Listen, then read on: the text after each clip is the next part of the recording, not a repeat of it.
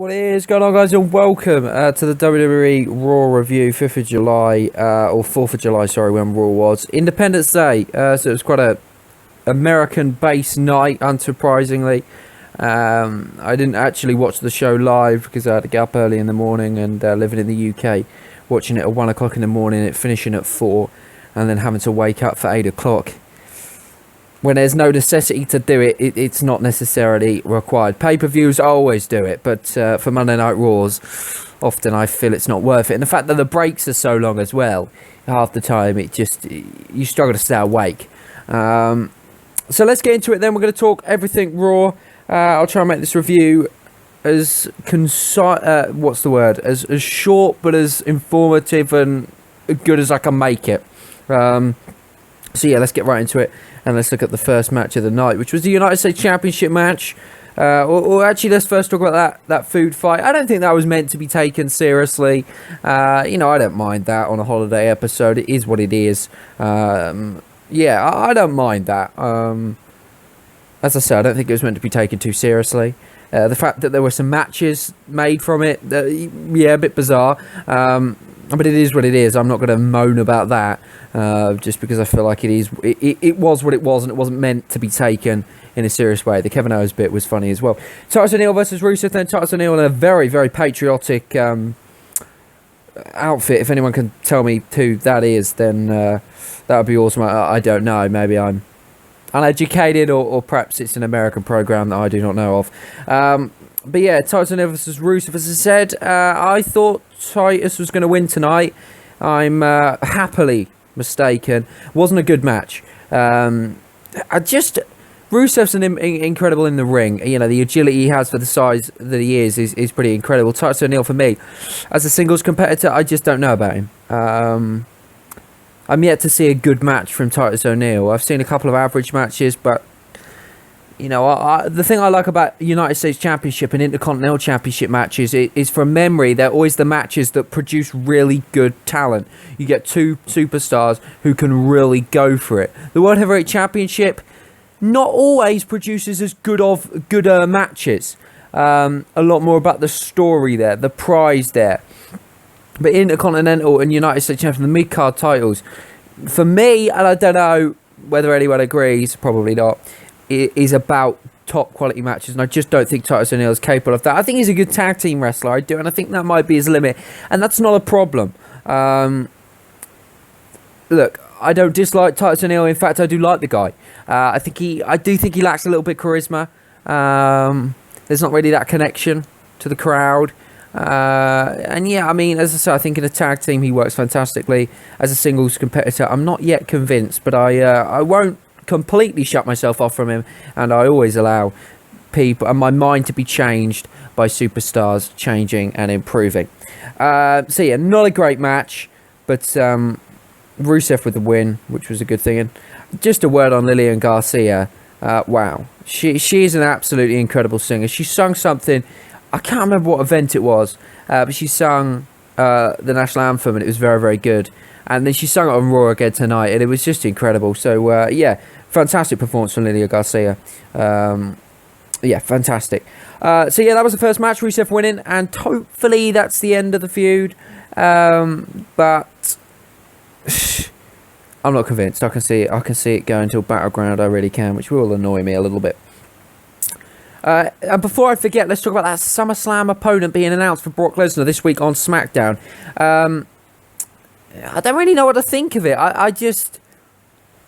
It's a bit bizarre. Why? Why has it got to be announced? I don't know. I don't really know what to make of it, to be honest with you, lads. Leave your thoughts on that down in the comments below, as well as thoughts on Raw down in the comments below. But I just don't know what to make of it. I don't know whether it's the right call, the wrong call. I just don't know. I just am a little bit foxed with it. I mean, you know, let's say it's Randy Orton. Yeah, I'm not saying it is, but let's say it is Randy Orton. Why announce it? Why not have Randy Orton return and Lesnar? I don't know. It just kind of feels like, well, why would you announce it? Then what's the purpose of them fighting? Anyway, unless it's for the World Heavyweight Championship. The winner of Dean Ambrose, Roman Reigns, Seth Rollins faces Brock Lesnar at WrestleMania, at SummerSlam, and that would then kind of make sense as to why they're announcing. I don't know. With Enzo Amore and Big Cass for Social Outcasts, Enzo Amore and Big Cass with the win. I don't mind teams picking up wins. I think it's good to keep momentum going. Obviously, coming up towards the draft, teams not really got a lot to do. WWE not want to start new feuds because at the end of the day, the draft's is in a couple of weeks. So it's just kind of it. The way I'd put it would be almost they're in kind of cruise control, for use of a better word, at the moment. We see it a lot of time sort of over the fall after SummerSlam, before the Royal Rumble. The WWE kind of goes into cruise control, and I feel like they're doing that now. And luckily for us, the draft's coming up in 2 weeks, and that should spice things up. Whether you were looking forward to it or not, you can't deny that it will change the landscape of WWE, certainly for the immediate future. So yeah, Social Outcasts, they didn't get squashed here, but I suppose you could argue it was a glorified squash match. God knows where they're going to be going. Apologies for keep saying but it is what it is. The Social Outcasts, I don't know where they're going. I really don't. Again, maybe the the draft will help them. Will give them more TV time. But it's like with anything, a team will never get over unless they start getting wins, and you can't see a team lose every single week and still be invested in that team. So yeah, for me, Social Outcasts. Curtis Axel, I think, could be a very good single star on his own. Bo Dallas, you look at the work he done on NXT, it was good. Just since he's come to the main roster, it just hasn't worked. Maybe he would be okay in a single star. I think he, though, is more suited to tag team. Heath Slater is always a funny character and is always useful in the roster. You need them people in the roster. We then had Sasha Banks versus Charlotte. Sasha Banks and Charlotte, the promo with Dana Brooke there. This was one of my favourite moments of Raw. It wasn't my favourite moment. We'll find out what that was in a minute, but it was one of my favourite moments. And yeah, all three of my favourite moments from Raw came from promos tonight. When I looked at some of the matches, that would argue Raw's been a bit of a disappointment. And for me, it was a little bit of a disappointment, but it was an alright show. I give it a B-. It was a show that, if you miss, it's not the end of the world, but probably, not must see. You didn't have to see it. You haven't missed a lot.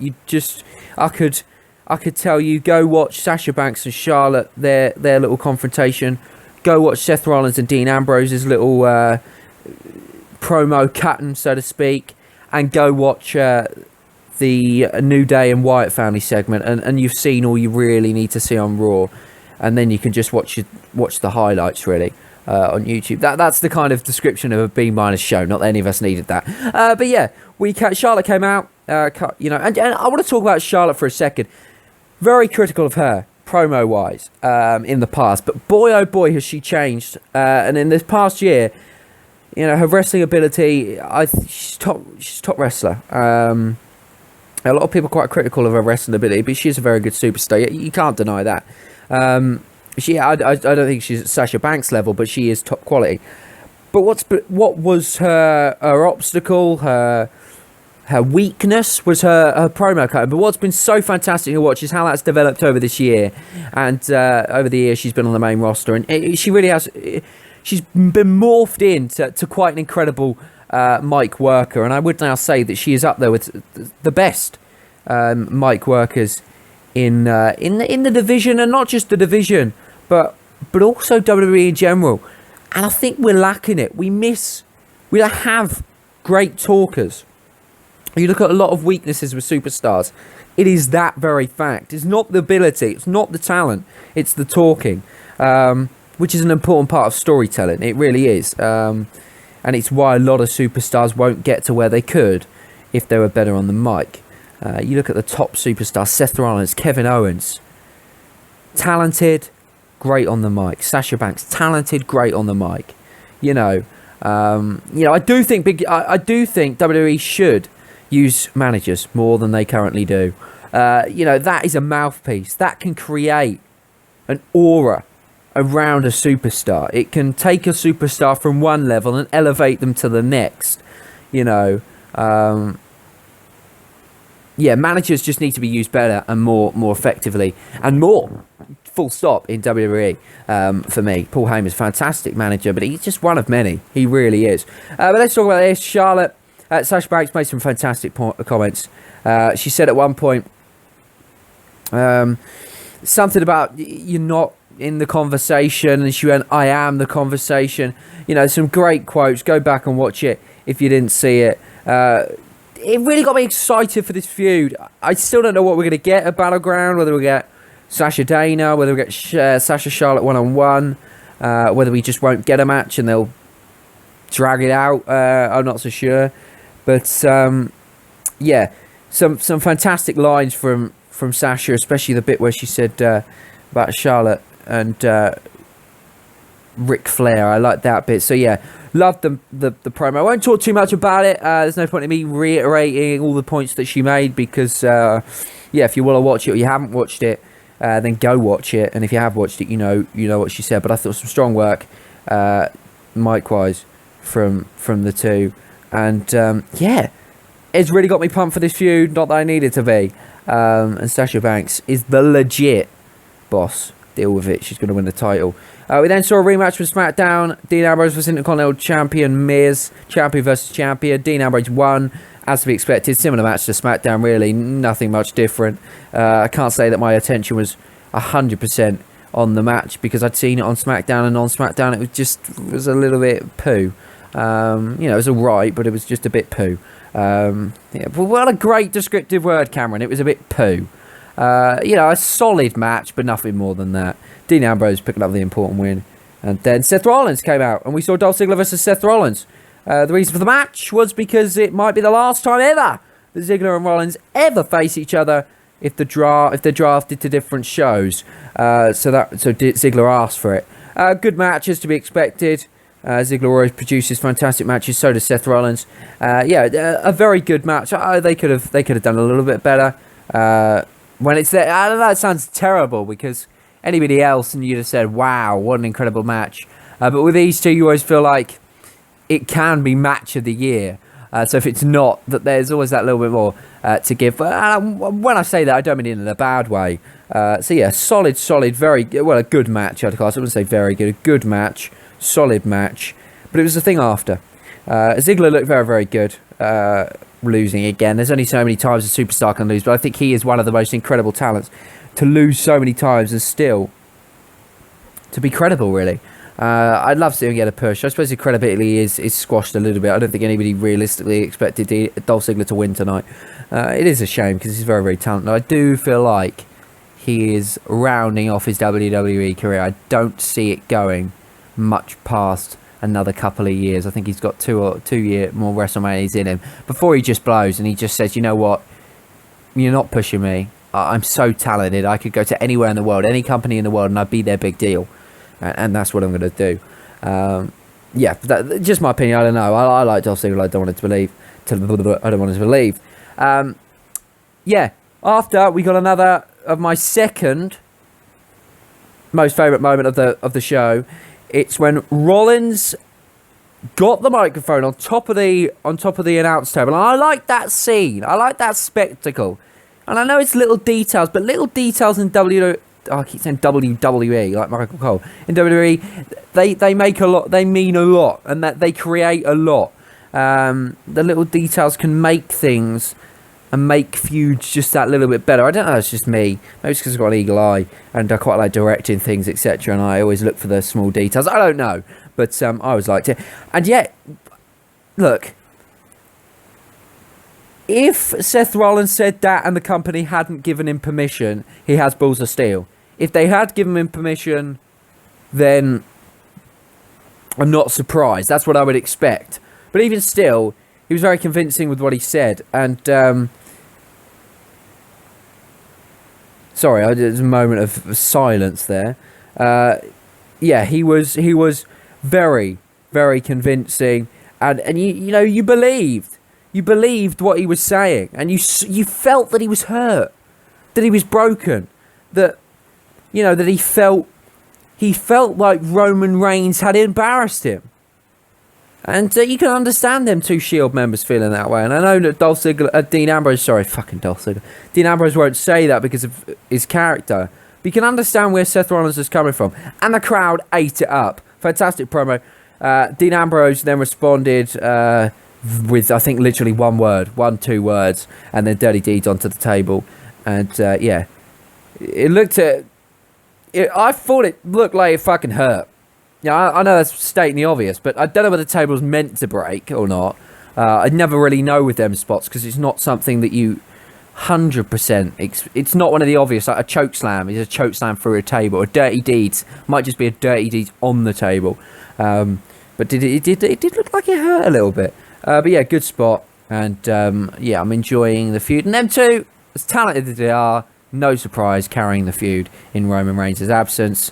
And if the 2 recent Raw crowds are anything to go by, I don't know where Battleground is, but boy, oh boy, are the crowd going to shit on Roman Reigns. Excuse me, ladies and gentlemen, Vicky Guerrero was back. I predicted it in my Raw preview. I got something right. Holy shit. And it was funny. It was great. She's just hilarious. If they ever need a chief operating officer, as they're going to call it now, or whatever it is, Vicky wouldn't, and you know, another one when the 2 that we're going to get a bit stale. She would be another. She's another great manager. She's a great manager user. I don't know that she'd still want to do it. I know she's retired and whether she would come back. But she's a fantastic manager and she hasn't lost her spark. She is fantastic. The way she's able to motivate a crowd is pretty much incredible. The way she can get a reaction for the crowd's amazing. And the segment with Vicky and Dolph after was hilarious too. Dolph saying, "Yeah, I'd never seen that woman in my life." That was brilliant. Loved that bit. Yeah, that was just a fun moment. It was a fun moment, and you always got to have them fun moments. Right, this bit I'm going to rant about. I'm not going to go too much just because I can't be bothered. But the Golden Truth versus the VAR Villains. And there's 2 bits I'm really fucked off about. Number 1, actually it's kind of like a lot. Number 1, the fact that Golden Truth are a team. That they're actually a thing. Number 2, that they're going to win this. Well, number 2, that this feud between the Golden Truth and Febreze, or I don't know what the fuck they're called, is still going on. And number 3, the fact that the Golden Truth are going to be the more credible, the team that WWE pushes more than Febreze, or whatever the fuck their names are, which is a better team. And number 4, the VAR Villains was shat on. Golden Truth squashed the VAR Villains. It's not a glorified squash match. This was a squash match. VAR Villains, who I love, very talented in the ring, unique character, have come in, got a mini push, stood on their own feet, looked not out of place in that fatal 4-way match, and they were in with big teams. Enzo Amore and Big Cass over with the crowd. The club, massive, massive team, globally. New Day, loved by the WWE Universe. They stood their own, they stood their ground, and they looked like they belonged. They lose to the Golden Truth. Now, if you stick the Golden Truth in that fatal 4-way match and swap out the VAR Villains, you can't tell me the Golden Truth look like they belong. VAR Villains belong there. Golden Truth don't. So why the fuck is Golden Truth cleanly, not just cleanly beating the VAR Villains in a long, hard-fought match, squashing the Golden Truth in probably less than a minute? Squashing the VAR Villains in less than a minute. I saw it on Twitter. A lot of people saying that they're the new Ascension. And you can't say that they're not. And it's such a shame. You know, and with the Ascension, in the ring, they weren't as talented as the VAR Villains. You know, I just don't know how I'm meant to, as a viewer, take them as a credible threat. Now, like, any match the VAR Villains are on, I'm going to be like, well, the Golden Truth beat them. They're obviously going to lose. Unless they're against the Dudley Boys. You know, and especially in the food fight. And I know that wasn't to be taken seriously. But the VAR Villains, they came out and they spoke, and I thought, is this kind of a bit of a push for them? WWE still liking them. I like the fact that they're still getting airtime. Although it's stupid airtime, it's still airtime. Fucking ridiculous. Let's move on, because my blood is boiling. We saw John Cena in the club. They went back and forth, as I said. I said I didn't want any violence. We got violence. Got something a bit interesting. Again, the verbal jabs were good. I was shocked as well as AJ Styles. No patriotic speak from John Cena. I couldn't believe it, lads. But what we did get instead was a heartfelt, passionate speech from John Cena. We've heard them millions of times, but they are still special. And John Cena, is incredible on the mic. It's as simple as that. AJ Styles improving, and that's the thing. You put someone in a feud, unless they're Roman Reigns, with somebody who can talk on a mic, and the person who can't or wasn't as good at talking on the mic improves immensely. AJ Styles cutting some really good promos, some really good best promo work since he's come in WWE. I know that's been a short time, but it is, and that's because John Cena is not dragging him through it, because John Cena's not talking for AJ Styles, but because you're out there with John Cena who's doing it, it makes you pick up your game. And AJ Styles showed on the mic he's not all that bad at all.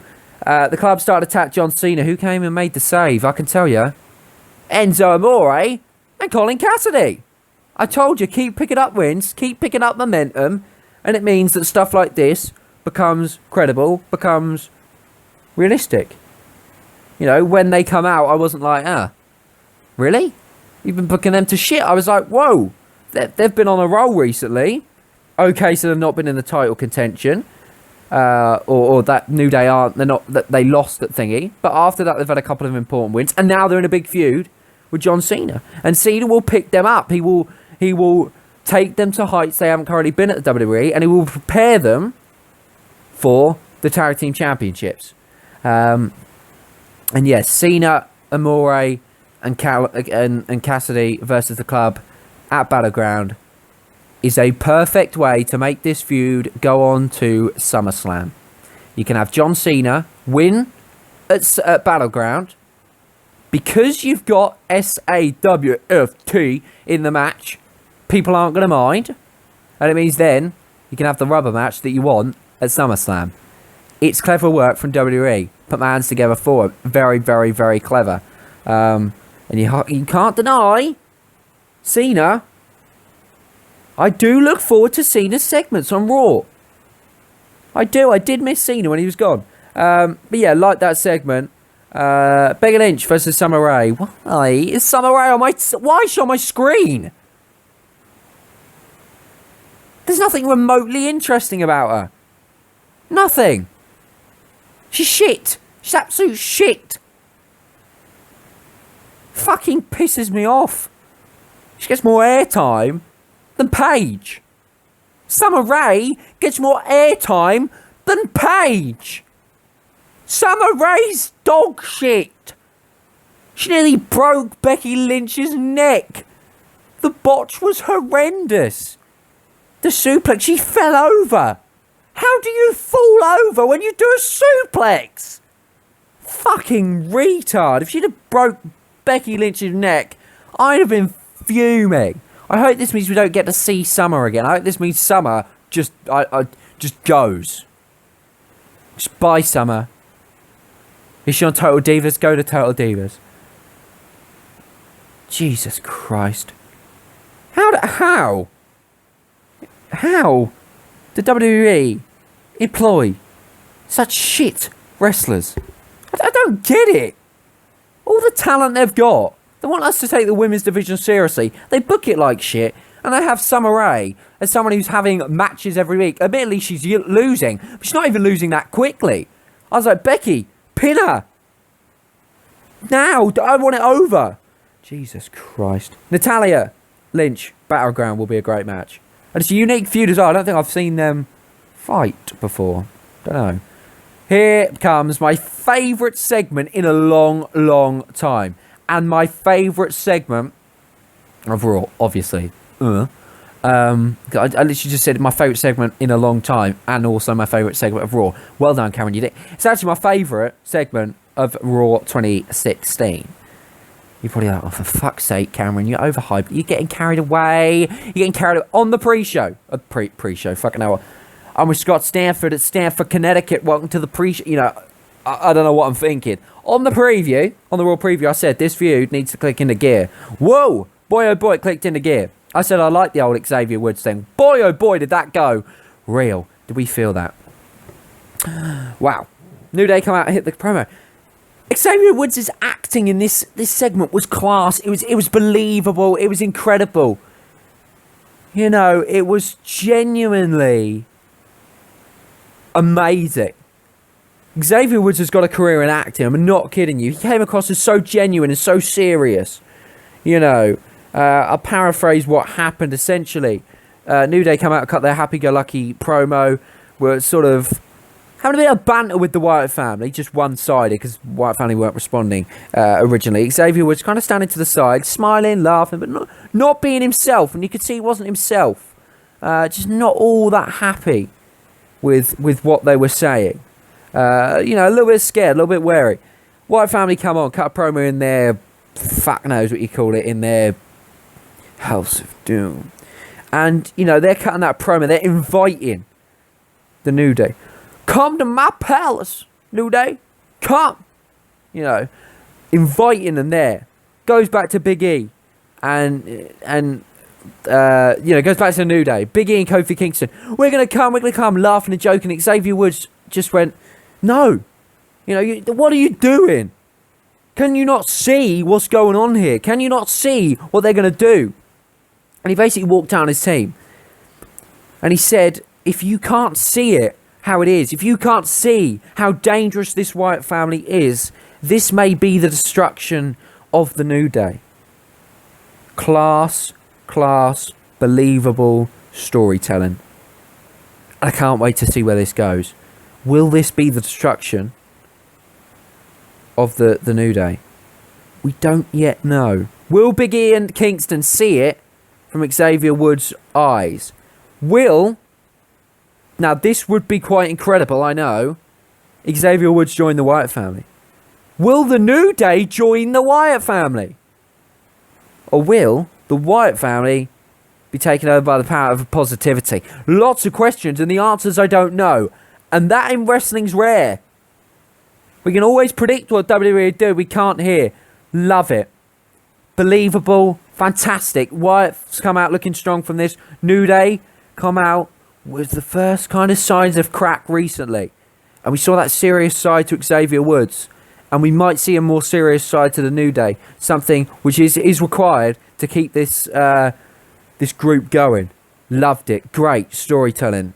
Fantastic. Can't wait to see where this goes. Then we saw the 16-man elimination tag team match. I'm not going to spend too much time on this. Team USA won. Shock horror on Independence. I haven't got a problem with it. I knew they'd win. Big Show, Kane, Apollo Crews, Jack Swagger, Zack Ryder, Mark Henry, I thought had retired. And the Dudley Boys were for Team USA and for the Multinational Alliance. I know. Sami Zayn, Chris Jericho, Kevin Owens, the Lucha Dragons, Sheamus, Alberto Del Rio, and Cesaro. They were the, what do we call it? The two teams. I'm not going to talk about the eliminations because, to be honest with you, I can't even remember. I know there are a couple of early ones. One of the Dudleys went early. The other one went soon after. I can't think which way around. I can't think whether it's Bubba went first or Diva. I think Devon went first, which isn't a surprise. And then Bubba went. I don't know. Can't remember the same fucking life, to be honest with you. I do know. I do have a lot of respect for Big Show and Mark Henry and Kane. And you have to. I mean, the amount of years they've spent in the ring, and they still come out and they do. Maybe only the casual fans, maybe not us hardcore fans because we've seen them for so long. They still manage to get a crowd up and they still work hard and they still put over talent. Yeah. There were some confusing parts to this match. Why was Kevin Owens... I was going to say suspended. Why was Kevin Owens disqualified from this match for hitting his own teammate with a chair? And then why... after he'd been disqualified, was Kane disqualified for hitting somebody who's not in the match with a chair? It made no sense. Even Michael Cole and JBL were pissing themselves. They had no fucking clue what was going on. This match, to describe it in one word, was a clusterfuck. It was a disaster. It was shit. Absolute shit. Zack Ryder won. Yay. But I mean, at the end of the day, we've seen it so many times. Look at WrestleMania. Wins the IC title. Oh my God, Zack Ryder's going to get a push. He loses it within a day. I just don't. I'm not even that excited anymore about Zack Ryder because I know they're never going to do anything with him. I like Big Show's ring attire. Very patriotic. I mean, what the fuck was this match? I don't want to talk about it too much. It was a clusterfuck. There's no need to talk about it any more than that. That is my Raw Preview review. Review. It was a review. Yeah, B- show. Not a bad show. For a holiday show, not too bad at all. Yeah, leave your thoughts down on Raw in the comments below, and I'll be back with a video on who SummerSlam's opponent is, who Brock Lesnar's SummerSlam opponent is, not SummerSlam's opponent for Brock Lesnar. That doesn't make any sense. That's what I was originally going to say. When that's announced, it will probably be leaked before SmackDown. And then I'll be back with a SmackDown review. Don't know whether I'll do a preview. Just depends whether there's anything to really preview. So yeah, SmackDown review will be coming, and I'll be back with a Raw review. And it will be... No, it won't. We've now only got 2 Raws and 2 SmackDowns left. With the whole roster. Oh, God, no! We've only got 1... Oh, no, we've got 2? I think we've still got 2 Raws, haven't we? 2 Raws and then 2 SmackDown. I don't know. I'll fucking lose the count. Anyway, thanks for watching. If you enjoyed it, please like, and I'll see you next time. Goodbye. I'm trying to stop it on my fucking laptop. It's on my phone, dickhead.